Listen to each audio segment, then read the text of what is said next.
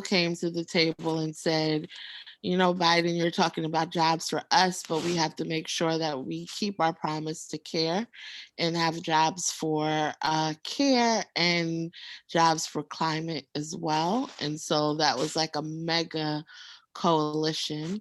And then those organizations mobilized their members. And members had lobby days, we took actions, um, we had calls on the hill, we did online events, we did socially distanced in-person events, and had large town halls with each other to really make sure that we were in.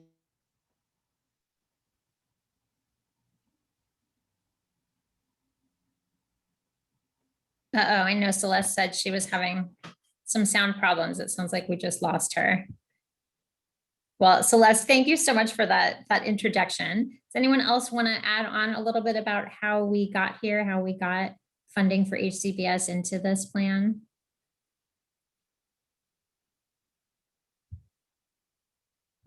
Okay, well, go ahead, Susannah. No, I think Celeste covered it beautifully. And I think the sort of last point that she was getting to around sort of all of the grassroots work that got sort of a campaign promise to now be announced as a presidential sort of initiative, I think is key and sort of will lead us into other conversations around how to keep that momentum up so that we really see this 400 billion realized. Thank you so much. I think this is probably a Jennifer question, but open to anyone. Can you say a little bit about what does this mean? What is this funding for?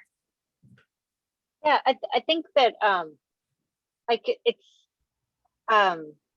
probably a little bit unclear at the moment, honestly. Like, so there's $400 billion investment, and right now, what the president, the administration has set the $400 billion, right, as the goal. And then what happens is that they are deferring to the Senate to write some legislation as to how this money will be spent.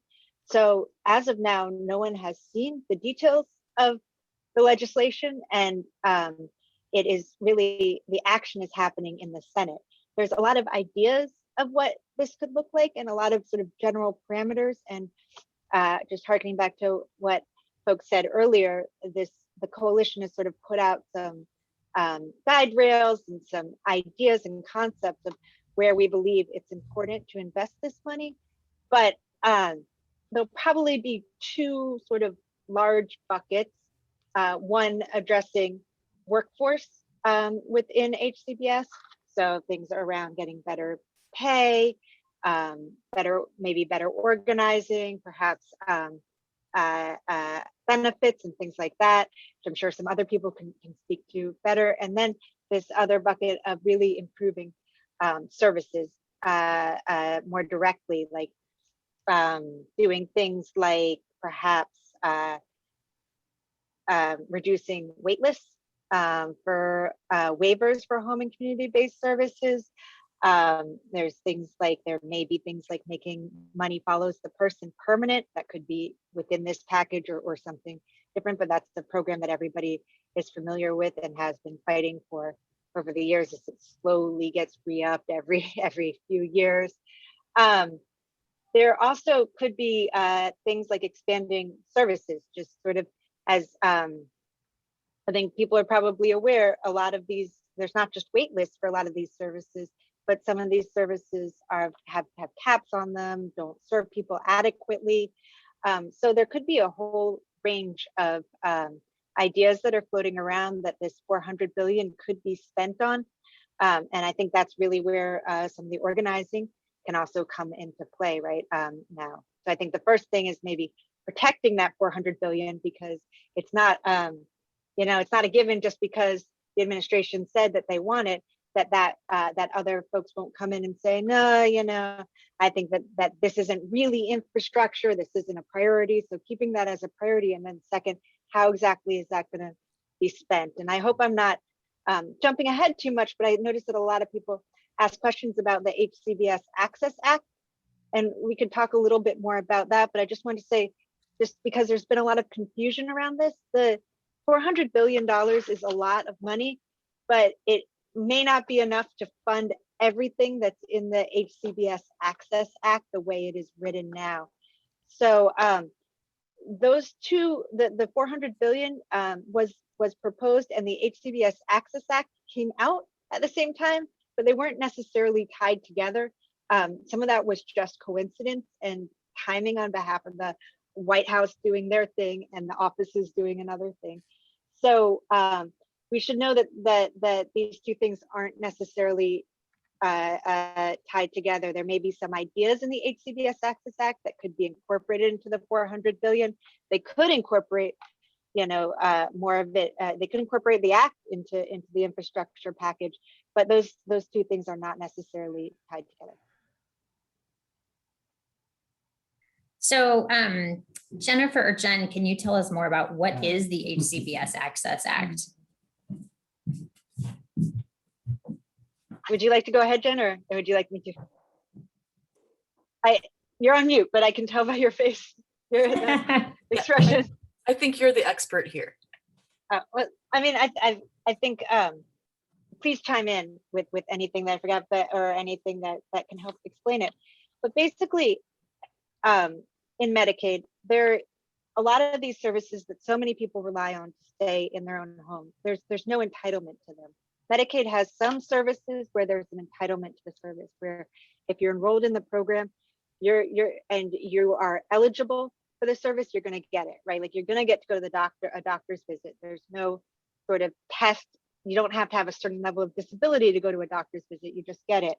And the thing about HCBS is that, and Medicaid, is that there's this thing, the institutional bias that's built into the program, that basically says you have no right to these services in your own home. You have the right to them if you go into an institution.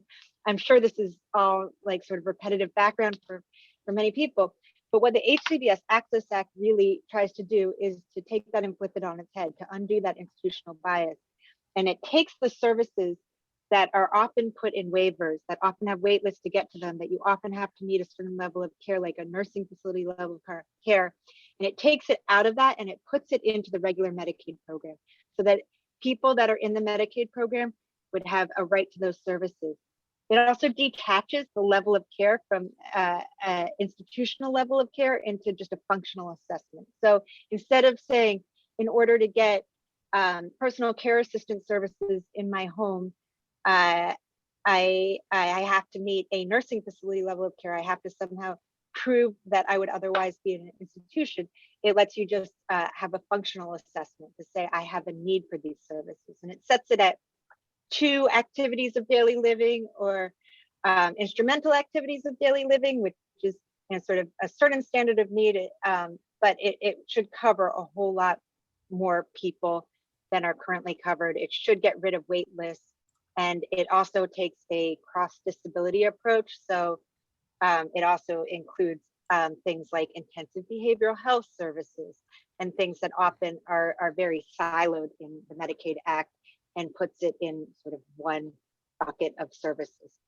So the hope is this would solve a lot of problems with the Medicaid program, a lot of structural problems that makes people wait for services, makes let state limit the number of services you can get, keeps people from moving from state to state because they don't want to get on the back of the wait list, and things along those lines, and create a real right to services within your home, within the Medicaid Act. It doesn't fix all the problems. We know there's lots of problems with how HCBS is delivered within other healthcare systems, but at least within the Medicaid Act, it's a start to untangling those problems. That was very, very clear and incredibly helpful. Thank you for that, Jennifer. Can I add 2 things on the act? Yes, go ahead, Susannah. Sorry. The other thing that does is it attaches funding to make this possible, and sort of guarantees funding, because we know how sort of often state budgets sort of pit different programs and services against each other. So it creates a dedicated lane of funding. And then there's a whole set around, a number of states have a bunch of different waiver programs, which sort of someone in the chat mentioned all of the red tape. And within the act, there's a real focus on streamlining a bunch of the waivers and sort of setting up more standard metrics and sort of trying to address some of these administrative hurdles that we know in and of themselves can be barriers to getting the care and support that folks need. So I just wanted to lift up those two pieces as well to what Jennifer added. That's great. Thank you. And then I want to turn it over to Jenn Wolff, who I know has some exciting things that community members can do to support the HCBS Access Act, since this is all related.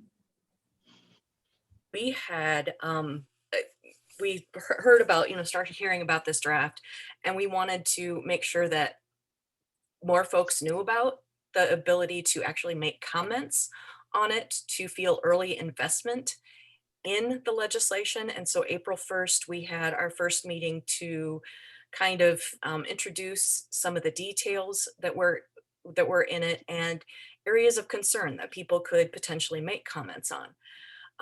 And I do have a recording. I'll probably put it in the chat if I can, but we're having a follow-up to that tonight at 7 Eastern, 6 Central, 5 Mountain, 4 Pacific, to review just some basics of what's in the draft, and then again review the comments, and we'll have bullet points up on the screen, and we are going to collectively make comments together. So we're gonna turn on some music, everybody's gonna email, the email address will be up on the screen. It's just a way to be in community and make some collective noise together. And then hopefully we eventually will be working with other groups. I know lots of the other organizations will be putting out bullet points and talking points and things. We kind of want to get a head start and get some of the basics out to our legislators even before it's introduced. I think Nicole Jarwick said it, they're hoping that it's introduced around the ADA celebration, if not our anniversary, if not before.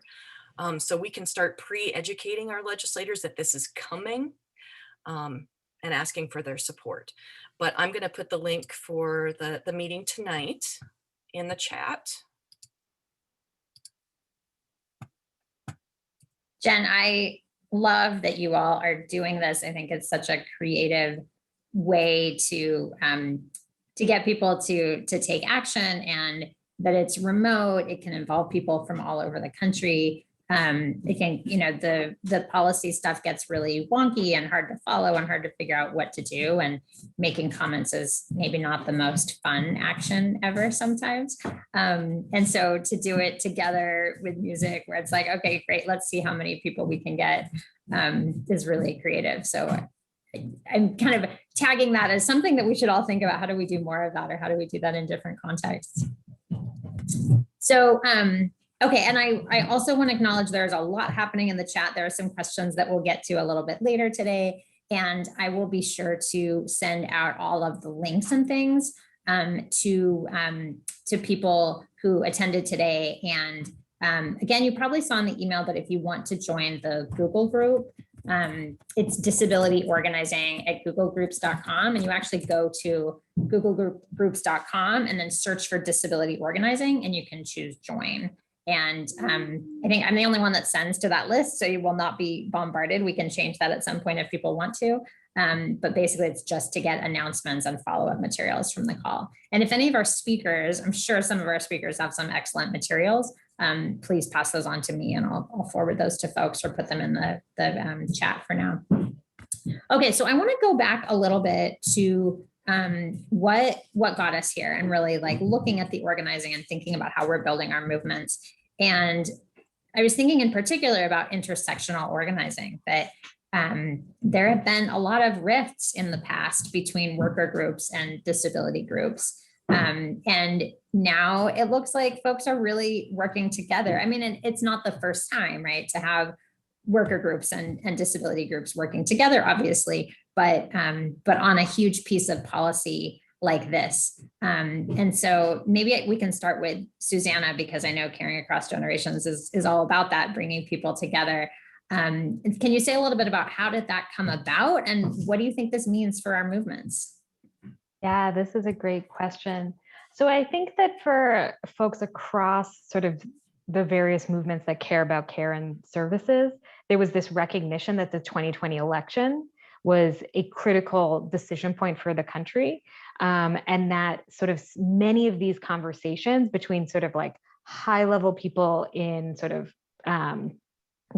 long-term supports and services world, in the childcare world, in the paid leave world, sort of across the life spectrum, started happening, I would say, sort of like June and July of 2020, and thinking about, once Biden, it was clear that he was going to be the presidential candidate for the Democratic Party, it became clear that there was going to need to be a united effort to sort of avoid potential pitting against each other, right? I think COVID has made clear that if you need home and community-based services, like you need all that support. If you need childcare, you need all that support. People need paid leave, right? That actually families are holding all these multiple ways.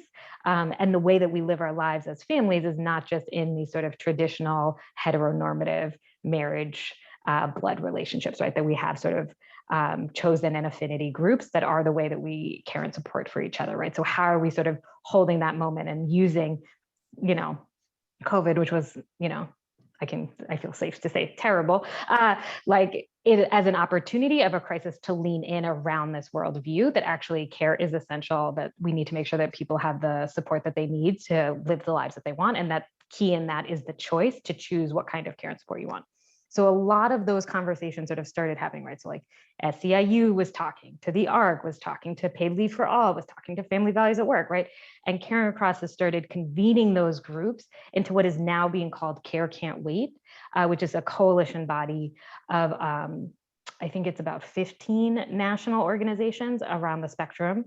So it has child groups, paid care, and long-term supports and services, and that body had started doing a lot of negotiating with the Biden policy team sort of in the fall, right? I think folks remember when he released the 400, yes, I have New York talking fast problems, so I apologize.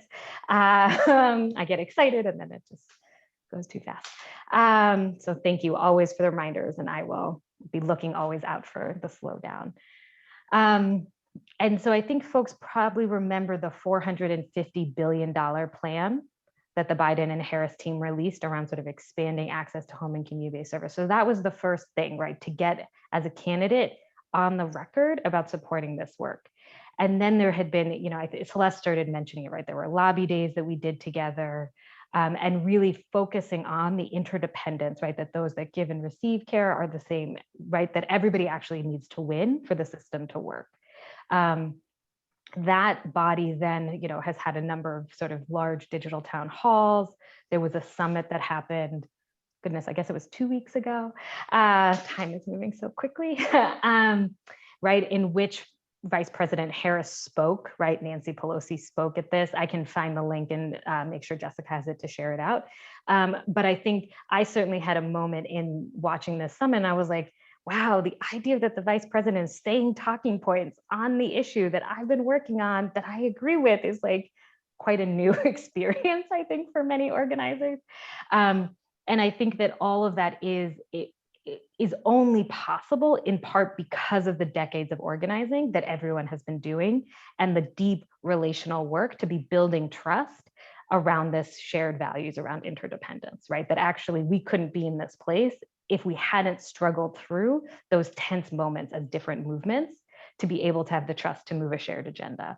And those conversations at Care Can't Wait are continuing. They will continue, right? The focus of this body at this moment is particularly around the American Jobs Plan, and ensuring that that $400 billion is realized and realized well. So I can pause. That is so beautiful. Thank you for all of that and for all the intersectional work. Does anyone want to add to that?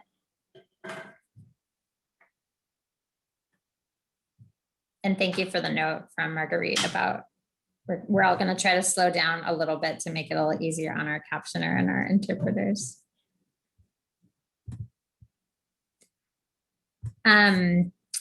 So Susannah, the note you ended on was that we have to make sure that the Jobs Act passes with $400 billion in it for home and community-based services, right? And I think Jennifer earlier was saying, we should not assume that just because that's in the proposal, that's what's going to happen. So, so that is a big question for today is what can we do to make sure it happens, right? What organizing is already happening?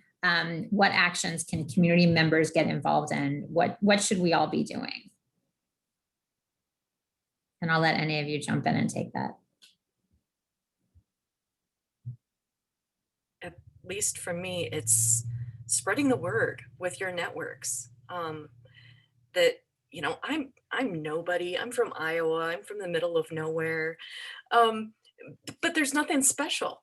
You know, it's going, ooh, this needs to be done. We need more people to know about this, because for so long, legislation has been hard to understand in the first place, and what it means to people with disabilities and our caregivers.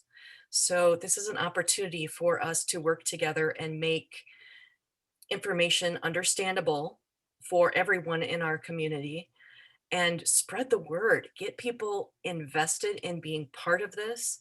So it just continues to snowball, that there's more and more. It to me, it feels like the Capitol crawl moment, that it's something that we can come together and do something big, both locally and, you know, in different actions. And it's just an opportunity for us really to come together and get behind something, which is really exciting. A different, I love that, Jen. And do you want to say, started at, what do you mean when you say it? 1 o'clock. Is there, I think we need to. This is about organizing. Jesus. I'm trying to figure out who that is. Okay. Do you want to explain what you mean by a Capitol crawl moment? It's really how the ADA got passed. There was a lot of hesitation, and you know, the activists that were part of it, Anita Cameron, I know she's the main one that I know that was actually part of it, and is a leader in the DAPT movement, and you know, so many different things that people got out of their wheelchairs and supported each other's, and their caregivers crawled up the Capitol steps. And it brought such huge media and such pressure on those legislators that that's really what helped get it passed. And it was done by disability activists. Thank you for that. So as far as making sure that people know about it, making the information understandable, let's start there. How is that happening? Where can people find good? Is there a fact sheet? Are there websites people should look at? What information should we all be sharing? And if that doesn't exist yet, is that something we want to work on together? I can start, I guess, on this piece. I think that we are still, the fact sheet on the American Jobs Plan is still something in development, in part because it's not clear what it is. So I think I totally agree with Jen that it's sort of, I think of this moment as let's ready our people, because we're going to do a bunch of actions starting probably in like late May and June. And that we're going to have to, you know, it's like we want to make sure, I think always talking to legislators around sort of like, I think you should prioritize home and community-based services, right? That's where the conversation starts, both with your people and with legislators. And then it's like, because you want to be building that relationship so that we can keep going back to them over and over and over again, right? For folks who watched the American Rescue Plan, right? There were a couple of weeks of real intense negotiation. That's when we're going to be sort of calling your congressperson every day and calling your senator every day. So starting that relationship so they know that their constituents care is key, I would say. I think it's also a time for really cool and fun creative actions that capture sort of the public imagination and make it clear what would it mean to have $400 billion to fund these essential programs? Like, what does that actually look like? Like, I think a lot about kind of at one point a couple of years ago, yeah, that's a great date. Someone put in the chat the Olmstead decision as a potential mobilization date. It's a great idea. I think it's like the organizers against gun violence and sort of for gun control at one point put on the National Mall, did this whole action of all these shoes of people lost, right? So it's like, how do we make real in a sort of a safe pandemic way, the visualization of what 400 billion means to people, to communities, families, and everyone that we care about, and ourselves. So. Thank you, Susannah. And this reminds me that I think we talk a lot about storytelling, right? That like care is something that doesn't get talked about, right? So many of us have attendants who come in and help us, you know, get up in the morning and shower and whatever. But do our neighbors know that? Do our coworkers know about that? And so there are 1,000 creative ways to do that, right? We can have little videos of ourselves that we put on social media. I assume people are using the hashtag care can't wait. Should we be putting that out widely? Thumbs up on that. Okay, great. And there's a one pager on the Hcbs Access Act. It does seem like one thing for us all to figure out, and we don't have to have the answer today, is you know, that there's two separate pieces, the Hcbs Access Act and the what is it called? The Federal Jobs Act? American Jobs Plan. American Jobs Plan. Thank you. So they're separate, but I appreciate Susannah's point just now that it's really just about showing how important home and community-based services are. And so let's do that and talk about all of this. Jenn or Jennifer, do you want to add anything about ideas for ways community members can be pushing this? I'd agree with everything Susannah said. I think there will be action alerts coming out, and that it's just so important to raise this up, that there are people out there that don't get that HCBS is part of infrastructure. They think bridges and they think, you know, roads and things like that. And we all know that these are the things that HCBS is the things that make our country run as well, right? Like people need support and they need good jobs and they need to be able to, you know, access the community, and that's infrastructure. So continuing to raise that up and following for the action alerts and you know, when there's a ask to call senators and things along those lines.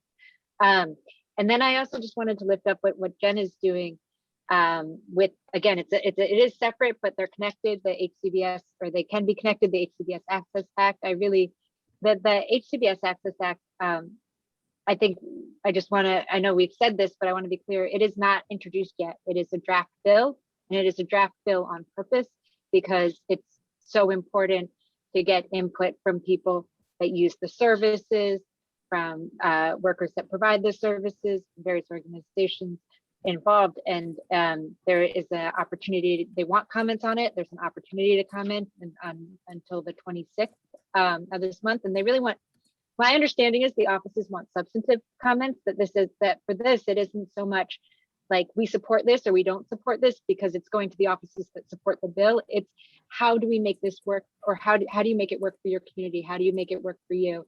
And so I'm really grateful for the work that people are doing to help make those comments more accessible, because I think that they're going to be really valuable. Great, thank you. So I have one more question that I want to ask the panel, and then I know we have a lot of good questions and comments from everyone else here. Okay, so I want to acknowledge that I think Jennifer mentioned offline that it's been a relatively small group of people. Maybe it was Nicole from the ARC, I don't know. Who said it's been a relatively small group of people and organizations that have kind of gotten this funding into the jobs plan, partly because it's happened pretty quickly. And that most of us speaking right now are white women. And so my question is specifically, what is the impact of this work around HCBS on Black, Indigenous people of color? And how can we make sure that this policy works actively to address racism? Sorry, that's a big question and I didn't warn our panelists, but good, Jenn wants to jump in. It's a huge question, and that's, you know, it's a huge issue. I think it's the importance of reaching out to those most impacted. to share their expertise and their lived experience on the draft on how to make that happen, because they know what would help them. And one of those things that I'm going to suggest, in the things that I've been learning over the last couple of years, is we need more community health workers from the community, different communities, to help their own communities out. That's one thing. And taking, yes, by listening, by reaching out to the communities that are most impacted, and really listen and get their impact. And I'm hoping that we can collectively do that, because Iowa is a really white state. It's painfully white. And so it's something that we are working on too, in reaching out to the different communities. But it's awful that this has gotten, that Hcbs access to that has gotten so bad that it's impacting so many of us, because we know that if it's impacting us, it's got to be impacting multiply marginalized communities so much more, and that their voices weren't enough. Thank you so much, Jenn. One other thing, and then I'm going to be quiet. No, go ahead. You do not have to go to DC to make an impact. There are local legislative offices for your senators and your representatives. Set up meetings when they're not in session, or go to their town halls, and meet with other groups in your area, that any caregivers, and start making a local mutual aid pod, to attend meetings together and write emails together. Think creatively, and it's again building community out of it, which helps everybody continue the pressure. I love that. Jennifer, Yeah. Susannah, do you want to add? Yeah. Or Jennifer, do you want to go? Yeah, I think that's a great question, and one to always be keeping at the front of our mind. I think that there has been a lot of really beautiful cultural work around sort of the care not cops frame, right? And sort of this idea around budgets being value documents, and who are we investing in and who are we lifting up, I think is really useful in some of these conversations. I would also note that, who does what kind of work changes the impacts of an economic plan, right? So think about the typical person that comes into your head who's like a construction worker, right? Versus who's like the typical personal attendant, right? And that's a real difference around gender, race, and immigration status. And so I think sort of holding those pieces is really important around, and one of the places that the Hcbs Access Act says that states must explain how they're going to ensure quality workforce, but it doesn't sort of set clear minimums. And that's a great place to be sort of building relationships with folks around inserting those comments and making sure that those standards work for the worker and the person receiving the services. And that's a key place that there's, I think, sort of shared expertise to be really lifting up. And as Jenn said, I think it's about relationship building too, right? That at every moment we want to be building new relationships, and we want to be thinking thoughtfully about who in the organizations that you're running and working in coalition with are uplifting as leaders, to be taking on different roles within the work. Thank you so much for that. Yeah, I think it's really important to note that not only are disabled people and older people devalued in our society, but of course, people of color and immigrants and women. And we know that the vast majority of home attendants around the country are Black and brown women, and a huge number of immigrants. And so it's not a coincidence, right, that our society thinks that this work isn't important and shouldn't be invested in.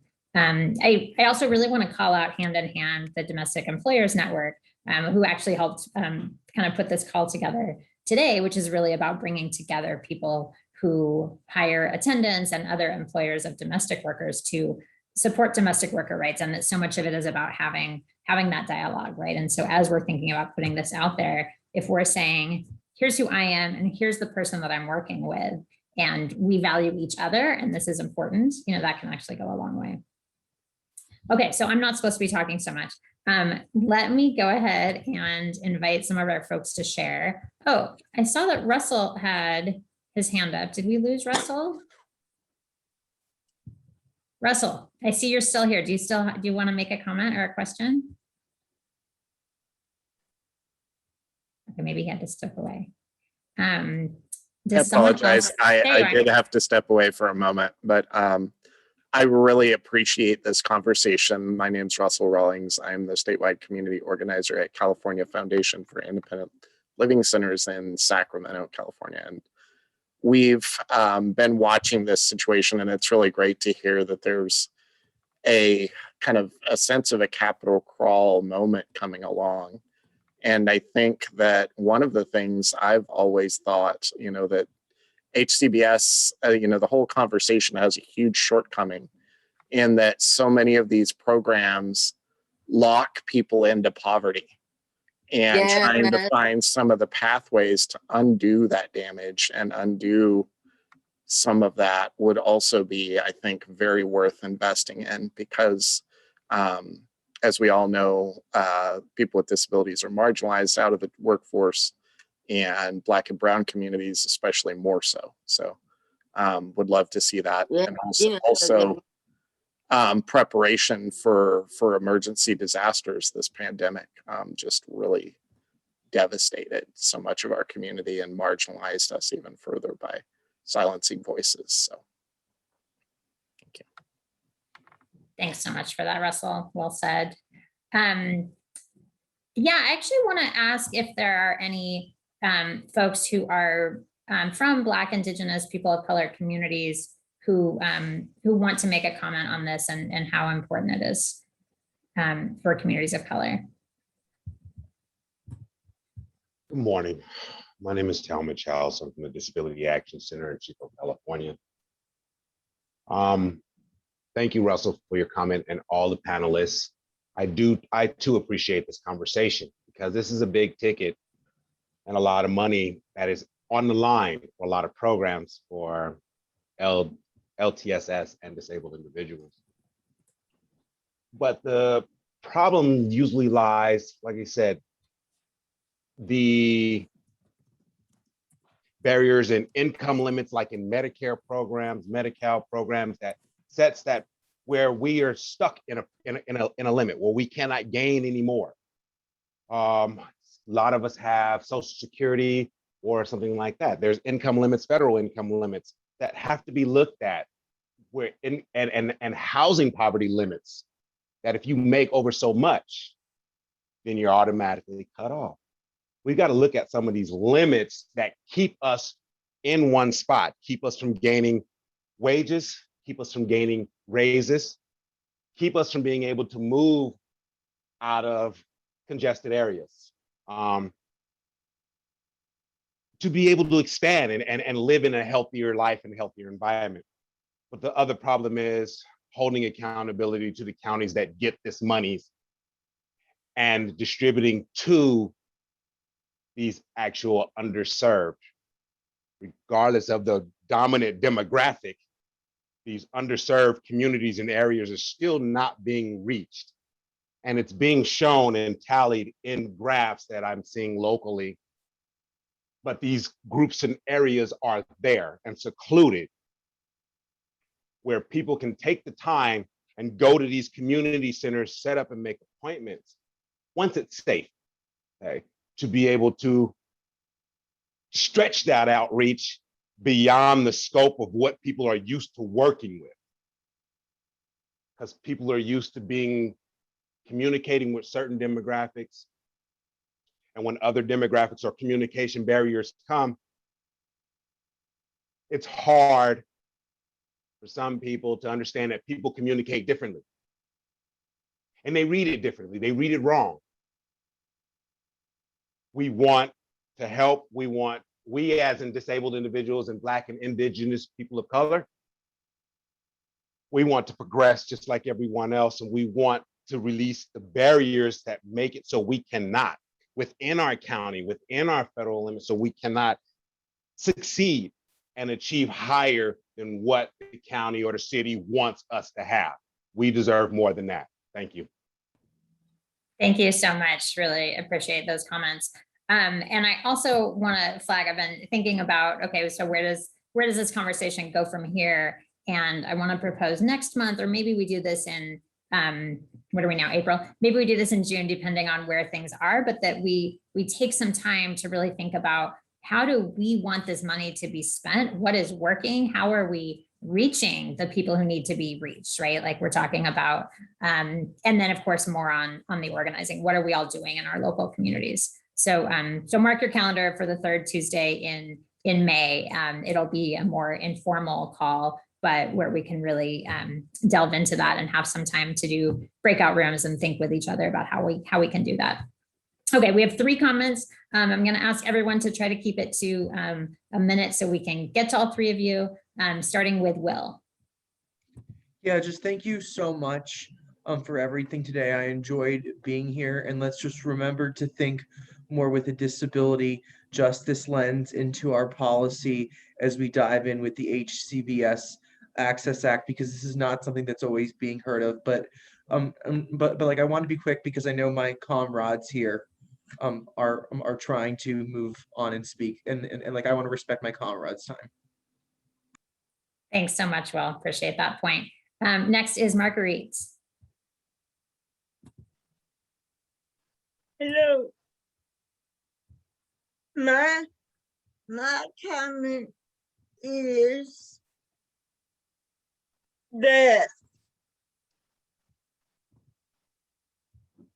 sometimes trying to find decent housing with the income and trying to find it in a good area. But because sometimes the people in those different communities, we look at us like we don't belong here. Well, and so the other way that I do with the community is that I don't spend my money in those communities, period. And speaking about what that we can do to make it better for everyone, that we include the suburbanites and in the rural areas. And to educate people, to educate themselves different ways to make their community better, to make all of us equal, not different, but equal. Thank you so much. Oh, sorry. Thank you. Sorry about the time. No apologies. Thank you for sharing that, Marguerite. I love what I caught. I wasn't able to understand all of it. Is it okay with you if I ask someone to revoice? Marguerite, is that okay with you? Yes. Okay, Will said he can do that. Yeah, so what Marguerite was talking about is that we have to keep on going out there and educating as a community on these issues that affect us, which she just discussed. We can't give up as a community. Thank you. And that, yeah, we have to reach out to rural communities as well, and that we should all be equal. Great. Okay, it is at the hour. I'm going to ask for a quick comment from JLM Kamau, and then I will wrap us up. Hi, I appreciate that. Yeah, I will be brief, and I am a little nervous. Can you hear me okay? Yes, don't be nervous. We're all friends here. Hi, my name is Jenny Wolff Kamau. I am a very diverse person, and I'm in Oregon. I'm also I'm a grassroots, grass tops worker kind of by default. I'm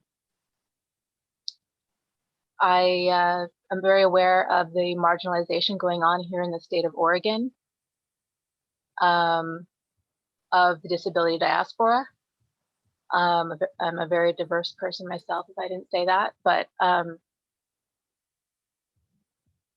I have some areas that I'm very passionate about regarding the infrastructure and how our federal laws are administered and built into the infrastructure, where the programs and services are administered to the public. And I guess I just really wanted to make the point that how inaccessible things are in this state for us. And speaking for myself, I'm 47 and I'm in a crisis that's never ending, just because I cannot access programs and services. I just can't overemphasize that. And I would love to be in touch on the material that's being discussed today. And I really appreciate you panelists, and I appreciate this organization. Okay, thanks. Thank you. That was a really perfect final comment. And I hope you can join us next month, where I think we can, like you were talking about the personal impact, and that's what we need to share. And so next month we will have a chance to share our stories with each other and figure out how do we share them with the public more widely. So on that note, huge thanks to Jenn Wolff, Jennifer Lab, Susannah Dyen, and Celeste Faison, who unfortunately we lost early on in the call, for sharing your ideas and expertise and time. And thank you to our ASL interpreters and our captioner for being with us. And thank you to everyone who is here, who is working to mobilize disability communities in support of funding for home and community-based services. So we hope to see you all next month. And in the meantime, take care and take action. Bye, everybody.